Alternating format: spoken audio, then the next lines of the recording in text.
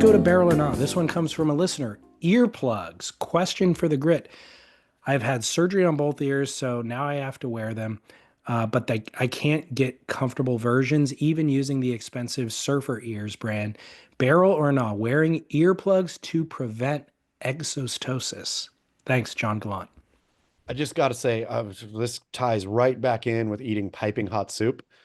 Some things just happen with life, and this is one of them where, sure, you can fight it. You can go think earplugs is so lame and get your ear canals frozen and the bones grown in there and dug out over and over again, or you can wear earplugs. I'm going barrel. I'm saying it is an inevitable fight. And like, I wear glasses now to read. I can't really see without, especially at night. I could fight it. I could stare, put the book super close to my face, but why? So this is a preventative measure, and it's really difficult to tell young people what they need to do to protect themselves 20 years down the road. But you're right. If you're going to be surfing in cold water, this is inevitable. And I guess it's called exostosis. I didn't even know that. But exostosis is a bone growth. And I know a lot of people who have had this drilling surgery and it Hmm. doesn't fix it. It grows back. Like it fixes it Yep. temporarily, but that growth comes back. So there's no good surgery, much like plastic surgery we were talking about earlier, veneers. There's no good version where it's foolproof. And so preventative maintenance might be the only method. I can't back it preventatively. I'm going to say when you're young, pretend like nothing is ever going to happen bad to you. I'm going to say when you start the earplug in is when you start feeling like, it's already too late, but you might as well just stick the plugs in. All right, there you go. There's Chaz's advice for you. I mean, I am in this exact quandary myself where I'm in the moment you just said, actually. It's too late for me. I have Too terrible late. hearing. I literally cannot hear out of my right ear right now. I can only hear out of my left ear. And I go to urgent care periodically and they have to like clear out wax because my canal is so narrow. Like a small amount of wax will build up. And so it's like this constant game that I'm playing with myself when I should just be wearing earplugs from this point on. At this point, I mean, this is the exact same scenario as the Bitcoin scenario. It's just going to keep going up slash getting worse. So True. you might as well just do it. Go ahead and do it. Barrel for everybody, but I'm still not going to do it myself because I'm lazy. Yeah. But I'm also having an epiphany right now as we put my entire life stories into perspective on one show. I'm wondering if my need for piping hot soup is directly related to spraying testing version of Axe body spray into my pits when I was 16. Maybe that created a lack of sensory in my mouth later in life. I'm going to tie it middle to back. What if your need for piping hot soup is because that like loosens up the ear a little bit? Like getting all that steam just in your head is the only way that your ear ever feels relief. And it's too subtle for you to really pick up, but that's actually what's happening. It's all related. We know this much, Yep. unfortunately. Um, Barrel or not, coconut water. Oh, big barrel. Not fancy coconut water. There's, of course, that one that's pink. Where have you, the Harmless Harvest, I do believe it's called, comes in the plastic bottle. The color of the coconut is pink, water itself, and they have a big story on the bottle. Have you not seen this or read this? I have not seen or read this, but I do know that it turns pink naturally over time, like Yeah, even and regular coconut water does. yes, and they try to sell it as this is Uh, good. It's got extra stuff, but I've read somewhere else that it is in fact not good. Not that it's bad, but like whatever, it's immaterial. All to say though, big fan of coconut water. Uh, don't like Vita Coco very much, unless they were thinking about sponsoring the show. Then I love it. Um, my favorite is the one in the big can. I don't even know what the name is, but it's like a cheap, good coconut water. is the can kind of ribbed? Yes. I have seen that. Yeah. So if I was in Central America or Hawaii and I had a coconut, I loved a coconut, right? Like, excuse me, the water and the flesh itself, the meat, I loved. But then coconut became popular in grocery stores 10 years ago. And I'd buy it and drink it and be like, this is like a disgusting version. This doesn't quite I mean, even if it's natural, somewhere through the bottling process, it tasted just not good, like funky, right? But I think it's come full circle now to where I have had versions. Trader Joe's has this milky one. I think they call it a coconut smoothie, and it's not anything added to it. It's just some of the flesh is kind of blended up into the juice. It's freaking delicious, and it's Yep. so filling and like life-giving. I'm a huge fan. Not, and exactly to your point, not all coconut waters are created equal. If No, you, dear listener, are thinking about giving coconut a water try for yourself, go out, sample, find the one you like, and stick with that one. I think Vita Coco too. You said you don't like it. I think that might be one that I had that I was like, this just tastes like dirty, It doesn't, soapy, sweaty water. unless they sponsor the podcast, and then I would still say the same thing because I don't kowtow to sponsors. Exactly. So yeah, I'm all BetterHelp.com. barrel on coconut water now. Yeah, so good. It feels good after like a run or whatever too. Like you can feel the electrolytes. You totally can. Yeah. Big fan. Okay.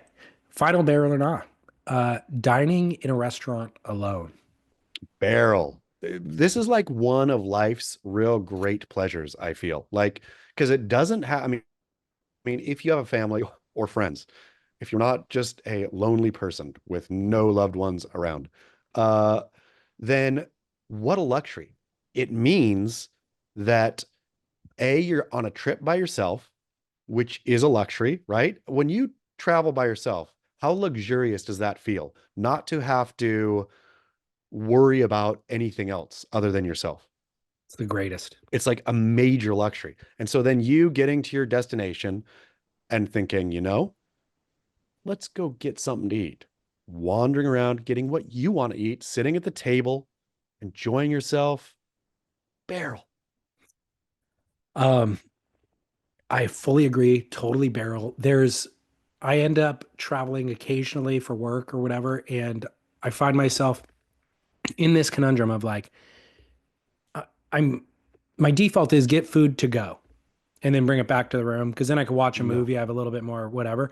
Like, but I've realized over time that 2 hours of like sitting by yourself, bring a book, you could scroll your phone when you need to, is like a really special quiet time that you don't get because if I do take it back to my room, then I am a little bit scattered and I'm answering emails at the same time. I'm Yeah, probably, you're watching, you're multitasking. taking a FaceTime from the wife and kid or whatever it is.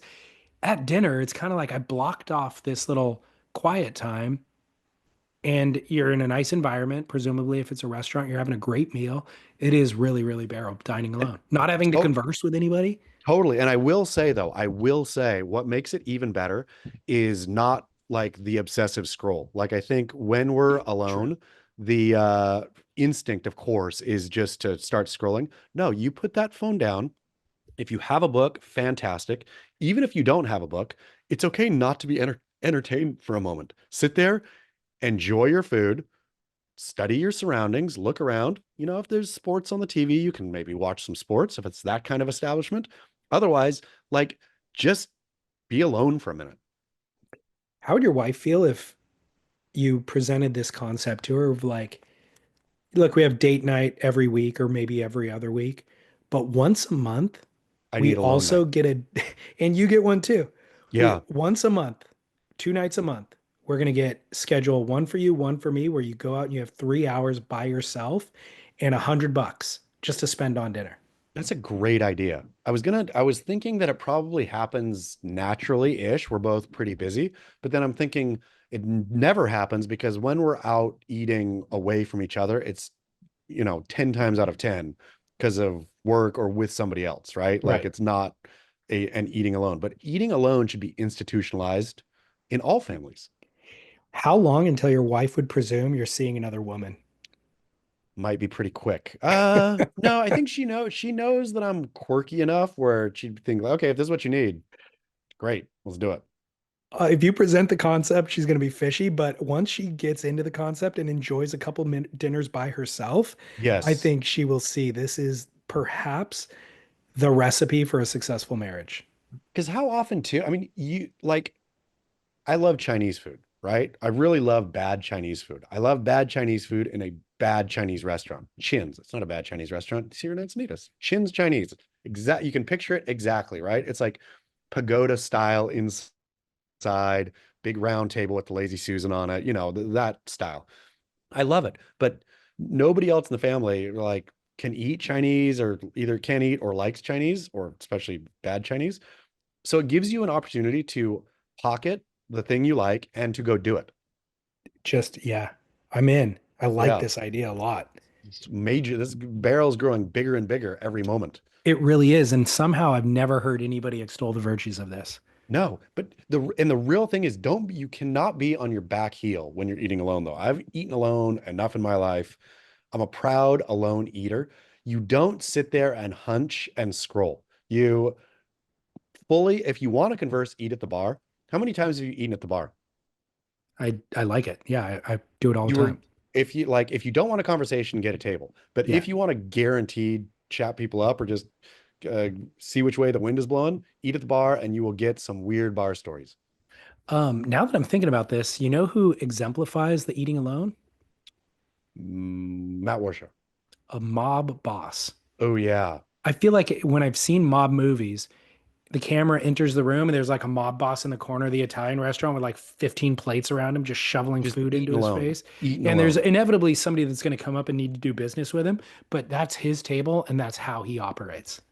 And I feel that there is a parallel there to, poor mob boss is busy. He's being pulled this way and that way. Maybe not be, I mean, it is. It's literally family, quote, is pulling him this way and that way, just like for us. So getting away from the family for a minute, essential for That's mental health. that's exactly what it is. Wow. Yeah. Okay, we stumbled onto something here. Boom.